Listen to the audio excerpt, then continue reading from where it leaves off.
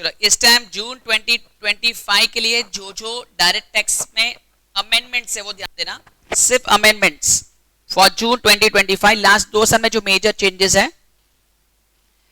Section 17 perquisites, government's contribution to Agniveer corpus funds, सबसे clause 9th has been inserted in 17 to provide that the contribution made by CG, खाली central government, in the previous year to the following fund account of an individual shall be included in the income as salaries and then it will be allowed as reduction under 80 CCH।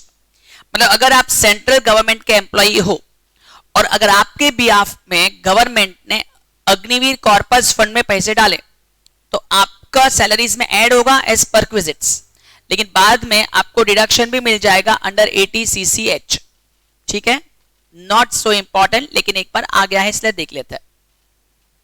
Second 43B, अगर आप micro और small enterprise हो, micro and small enterprise हो तो section 43B के हिसाब से अगर आपने पेमेंट किया, रूल्स क्या था पेमेंट का, अगर आप ड्यू डेट तक पेमेंट कर देते हो तो आप ये साल में क्लेम कर सकते हो, वरना आपको नेक्स्ट ईयर क्लेम करने मिलेगा जब आप पेमेंट करते हो। एग्जाम्पल, सपोज अगर मेरा पेमेंट है 2025 फरवरी का, मार्च का, सपोज मैंने पे किया अप्रैल मई जून जुलाई, तो भी मुझे अलाउड था क्योंकि मैंने 31 जुलाई के पहले पे कर दिया, रिटर्न फाइलिंग के पहले पे कर दिया। लेकिन इन लोग में केस में ऐसा नहीं है। अगर रिटर्न एग्रीमेंट है, सुनो, return agreement right which should not exceed 45 days, 45 days की एग्रीमेंट के अगर उसके पीरियड के अंदर है, 45 डेज के एग्रीमेंट के अंदर है तो आपको अक्रूवल बेसिस वरना पेमेंट बेसिस, 45 डेज के अंदर है तो अक्रूवल बेसिस वरना पेमेंट बेसिस। एग्जांपल से आते हैं, एग्जांपल से वापस देखो, beyond time limit, time limit के ऊपर गया, it will be payment basis. Payment basis मतलब जब जो साल में आपने पे किया वो साल आप क्लेम कर सकते हो। अक्रूवल बेसिस में क्या होता था, with in the time limit है तो अक्रूवल, अक्रूवल मतलब क्या, ड्यू भी हो गया तो भी आप क्लेम कर सकते हो। रूल समझना, X limited purchase a raw material credit from Y, कितना इनवॉइस है 640, डेट ऑफ इनवॉइस देखो क्या लिखा है 1 Feb, एक्सेप्टेंस 1 Feb, मशीनरी कितने का परचेज है 3 crore, right, has an investment, generally payment is made by X within 30 days. However, there is no return agreement for the time of payment. 30 days का होता है लेकिन कुछ लिखा नहीं है। Now what is the rule समझना, डेट क्या था 1 Feb, ड्यू डेट का पेमेंट क्या है 30 डेज है।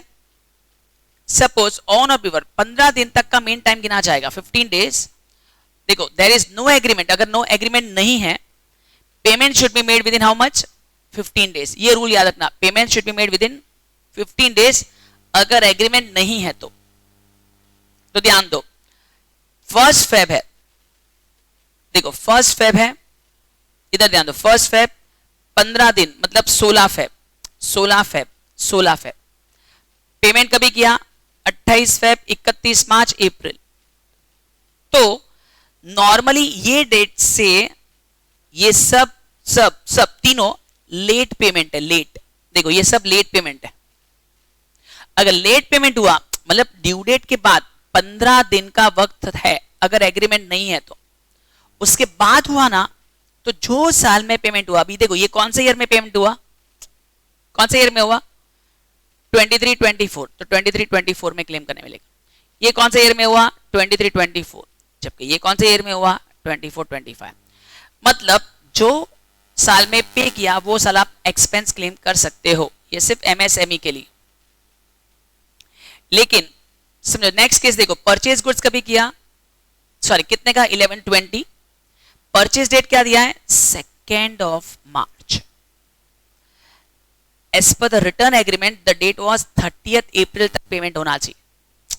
अभी देखो 2 मार्च से 30 अप्रैल, मैक्सिमम अलाउड इज 45 डेज, ये 45 से ज्यादा होता है, तो 2 मार्च से 45 डेज गिनते हैं।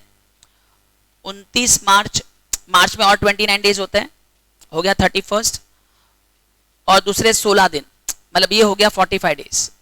तो आपका डेट हो गया 16 अप्रैल तक पेमेंट हो जाना चाहिए। 16 अप्रैल, या 30 मार्च को हो गया, 6 अप्रैल को हो गया, 15 अप्रैल को हो गया, ये तीनों पहले हुए, ये बाद में हुआ, राइट है। तो आपका डेट कौन सा होना चाहिए, देखो 16 अप्रैल होना चाहिए, बरोबर है,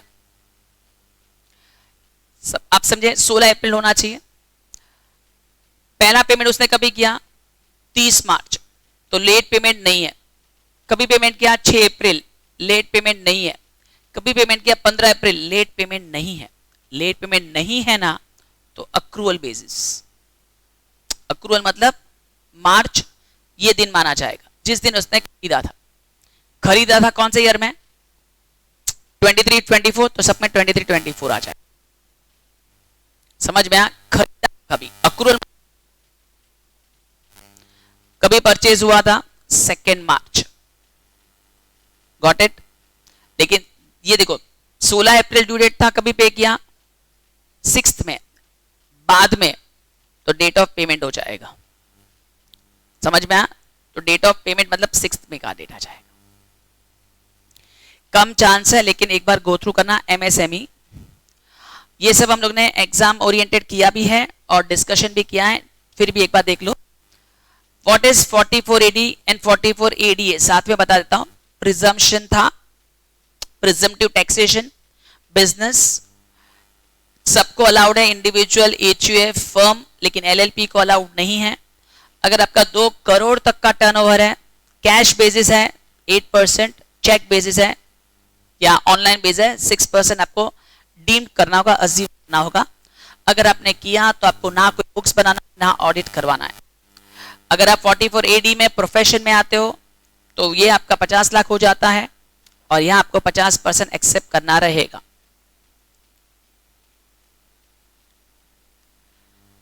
राइट तो हाँ, वो भी था कि आप चाहो तो अपने परसेंटेज से ज्यादा बता सकते हो, 8 की जगह पर 9 बता सकते हो, 50 की जगह पर 60 बता सकते हो, तो प्रॉब्लम नहीं है। 44 AB में आपको कभी बुक्स ऑडिट करवाने होंगे। नॉर्मल केस में 1 करोड़ है, प्रोफेशन में 50 लाख है। लेकिन अगर आपका कैश ट्रांजैक्शन 5% से नीचे है तो ये लिमिट 1 करोड़ का बन जाएगा 10 करोड़। समझ में आया, 1 करोड़ का लिमिट बन जाएगा 10 crore. In order to ease the compliance for non-cash for 44 AD and ADA, अभी ध्यान देना, जो इसके ऊपर हम लोग ने जो 2 करोड़ पढ़ा ना, 2 करोड़ दिख रहा है, ये 2 करोड़, ये वाला, सॉरी,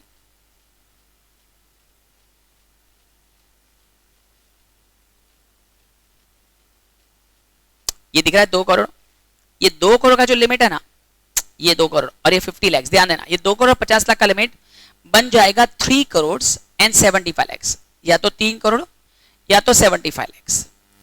कंडीशन क्या, आप जो कलेक्शन कर रहे हो ना, पैसा ले रहे हो, वो आपका 5% से ज्यादा कैश नहीं होना चाहिए। मतलब 95% पेमेंट इन प्रोफेशन या business should be check, online banking transaction होना चाहिए 95%। तो आपका 2 करोड़ का लिमिट 3 करोड़ बन जाएगा और 50 लाख का लिमिट 75 लाख बन जाएगा। अगर आप ऑनलाइन गेम्स खेलते हो, देखो जो लॉटरी था, क्रॉसवर्ड पजल था, ये और ये, राइट, सेम लॉजिक बनेगा। 10,000 के ऊपर आपका टीडीएस कटेगा। 10,000 के ऊपर आपका ऑनलाइन गेम्स में, अगर आप कोई भी ड्रीम 11 या रमी, ऑनलाइन रमी, और पता नहीं क्या क्या है, अगर आप कमा रहे हो तो 10,000 के ऊपर उसमें भी आपका टीडीएस कटेगा। नेक्स्ट 54 एंड 54F, अगर याद हो कैपिटल गेन्स में, अगर आप घर खरीद रहे हो तो रूल समझना, आप अगर घर खरीद रहे हो तो आप मैक्सिमम जो अमाउंट घर में खरीदने में आपको क्लेम करने मिल सकता है, that is restricted to 10 crore. 10 crore से ज्यादा आप नहीं बचा सकते। 10 crore is your upper limit. समझ में आया? 10 करोड़ का मतलब है, समझो आपका अपने, समझो ना, शेयर, घर के, गोल्ड बेचा, कोई भी असेट बेचा, लॉन्ग टर्म कैपिटल गेन हुआ, आपको अज्यूम करो 15 करोड़, तो आप 15 करोड़ में आपको 5 करोड़ तो टैक्स भरना ही पड़ेगा। मैक्स टू मैक्स आप 10 करोड़ घर खरीद के बचा सकते हो, उससे ज्यादा अलाउ नहीं है to purchase a house. 54 and 54F।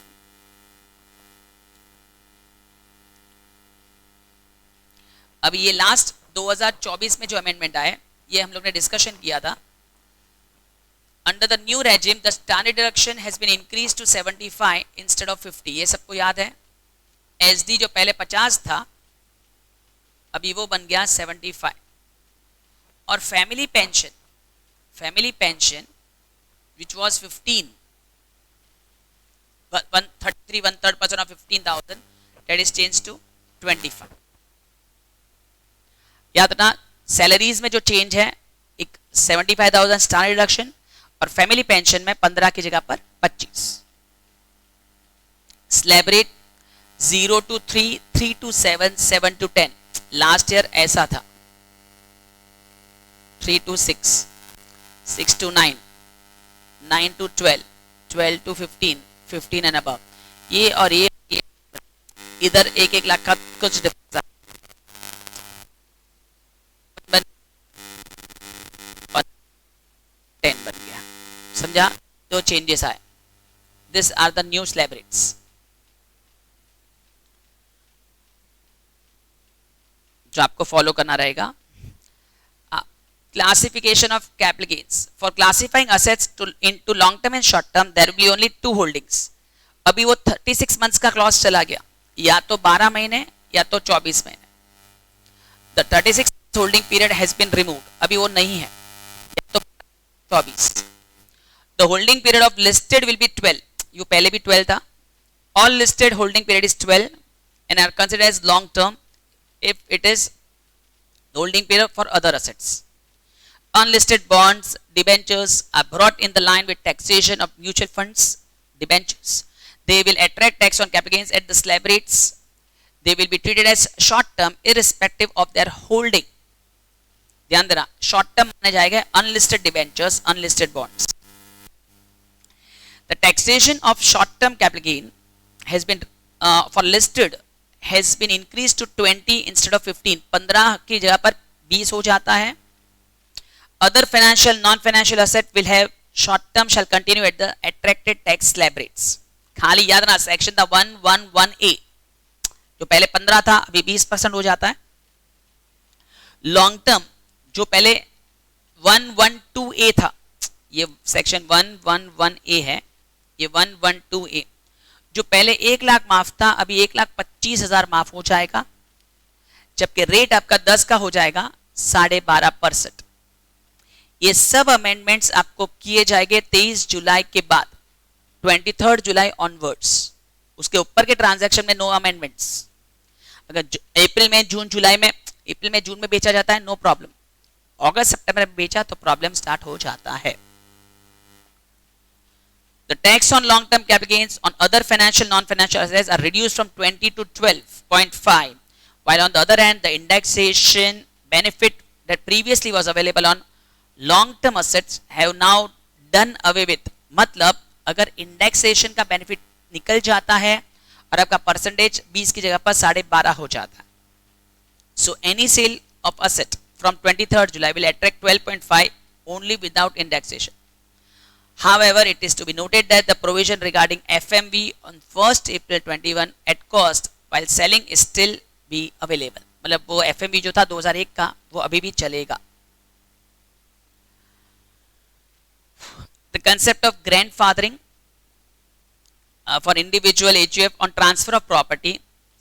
Finance Act 2024 to discontinue indexation for long term earned after this. Inserted provision related to tax on LTC to provide that a transfer of long term asset which is property, land or building, a resident individual or resident HUF has option to pay. ये जो मैंने sums के अंदर बहुत बार कराया है, अगर 23 जुलाई के पहले की कोई असेट है, 23 जुलाई के पहले की कोई असेट है तो आपको ऑप्शन दिया जाएगा. मतलब ये याद, 23 जुलाई के पहले अगर आप बेचते की बात नहीं कर रहा हूं, असेट 23 जुलाई के पहले की बात कर रहा हूं. अगर आपका असेट पहला है, पहले का समझो 2018, 19, 20, 21 जो भी समझो, तो आपको असेट के अंदर मतलब लैंड एंड बिल्डिंग के अंदर आपको 2 ऑप्शन मिलेंगे. अगर आप इंडेक्स बेनिफिट लेते हो तो 20% टैक्स रहेगा, इंडेक्स बेनिफिट नहीं लेते हो तो 12.5% मिलेगा. Where the property is acquired before 23rd July and transferred after that date. मतलब खरीदा 23 जुलाई के पहले होगा भेजा 23 जुलाई के बाद होगा। नॉन रेसिडेंट के लिए कोई जरूरत नहीं है, वो नॉर्मली रहेगा 10% टू 12.5% का कंसेप्ट। हाँ, टीडीएस एक बार मैंने डिस्कशन किया था, कुछ कुछ रेट्स में चेंज हुआ था, मतलब जहां जहां ये सब दिख रहा है, पहले 5 था वो सब 2 हो गया। सब टाइप के कमीशन, जो 3 टाइप के कमीशन थे ना, वो सब 5 का 2 हो गया फ्रॉम 1 अक्टूबर 24। हाँ, मॉड्यूल में ये नहीं किया है, सेक्शन 40 छोटा भी याद हो तो, उसमें हम लोग ने यहां लिखा था 3 लाख ऑन फर्स्ट 3 lakhs 150 और 90% ऑफ द बुक प्रॉफिट था, जबकि वो हो गया अभी 3 लाख का 6 लाख कर दिया है, और 3 लाख को मतलब ये देखो आपकी बुक्स में ये 3 लाख होगा और ये 150 होगा, आप समझे? मतलब ये 150 को निकाल के उन लोगों ने 3 लाख कर दिया, डबल कर दिया, और सामने 3 लाख को निकाल के 6 लाख कर दिया। ये नहीं पढ़ोगे चलेगा। हाँ, फॉरेन कंपनीज पर टैक्स रेट हो जाएगा 35% इंस्टेड ऑफ 40%। सबसे इंपॉर्टेंट, बायबैक का जो टैक्स था, बायबैक टैक्स जो कौन पे कर रहा था? कंपनीज। अभी से कंपनीज पे नहीं करेगा, instead of that the share holder will pay tax. बताओ, अभी कंपनी को बायबैक टैक्स नहीं भरना है। चलो, इनकम फ्रॉम सैलरीज में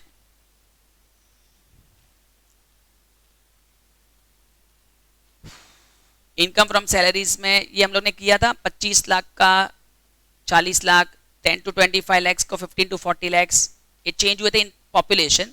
परसेंटेज 15 बन गया 10, 10 7.5 और 7.5 5। We have done this, this is change we have done, ध्यान देना। ये चैप्टर है सैलरीज। परक्विजिट था रेंट फ्री अकोमोडेशन। और कैपिटल गेन्स में 23-24 का इंडेक्स 348 और 24-25 का इंडेक्स 363। हाँ, ये है ना जीएसटी में 1-2 चेंजेस है जीएसटी में। Where service supplied by a director of a company in his personal capacity, such as renting of immovable property to the company or a body corporate, are subject to RCM.